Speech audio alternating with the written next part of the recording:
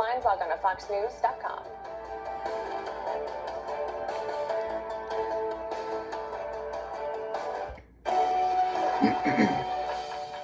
Positivity's hard. Trying to focus on the scenario I have in my head, that she's stuck somewhere and she's just, just needs help. And we got to just go get her and bring her home. I know how these things sometimes end, and I'm just trying not to think of that.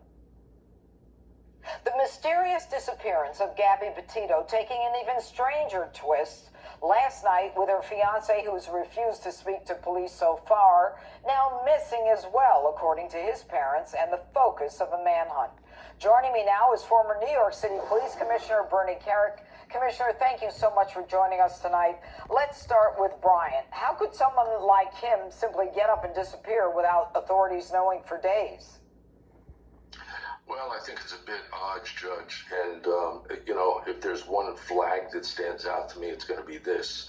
It's one thing that when, you're basically, this is somebody you're supposed to love, it's your fiance, you should be out there helping with the search, assisting, directing in the search, coming up with evidence of a possible crime or, how she could be missing.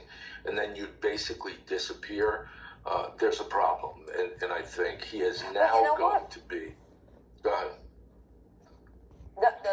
Finish. He's now going to be what? And then I have a question. He's now, if he wasn't before a person of interest or a possible target, he is now going to be for sure. Okay. He's now a person of interest, but you and I both know it's a suspect target that was one that really matters. But listen, Commissioner, you and I both know that a judge will tell the jury, if he ends up going to trial for anything, the judge will say to the jury, you cannot infer anything negative from the fact that this defendant refused to speak to police or claimed his Fifth Amendment right against self-incrimination. I mean, the judge is going to put that away. So you and I know it, and the country knows it, but in a courtroom, they're not going to be able to use it against him. So let's talk about Gabby. Where do you think she is?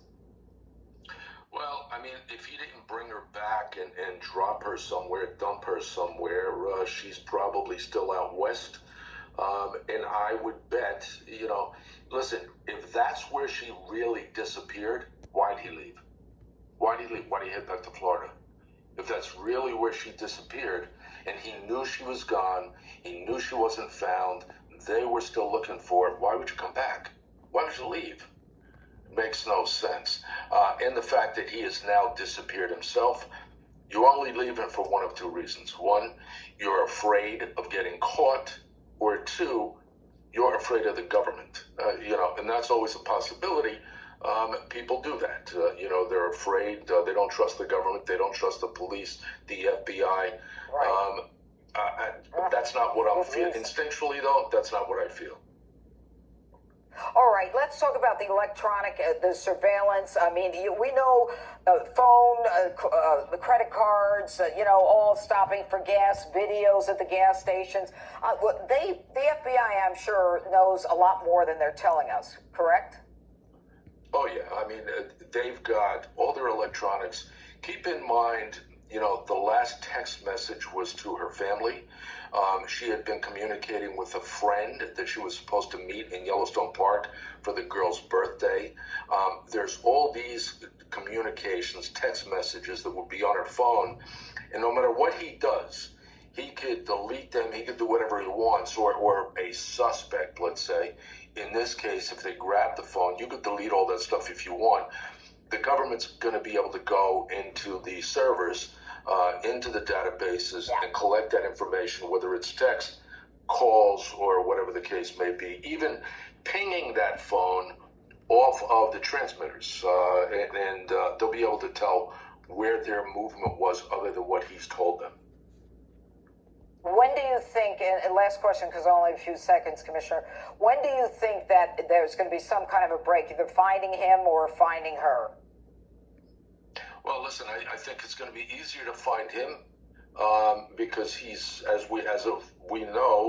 of yesterday, they think they have a photo of him somewhere down in Florida. Right. It's going to be easier to find him if he's still alive. If she's not alive, that may take a while, but they'll find her eventually. Yeah. a sad situation. Bernie Carrick, thank you so much for being with us. We appreciate that. And up next.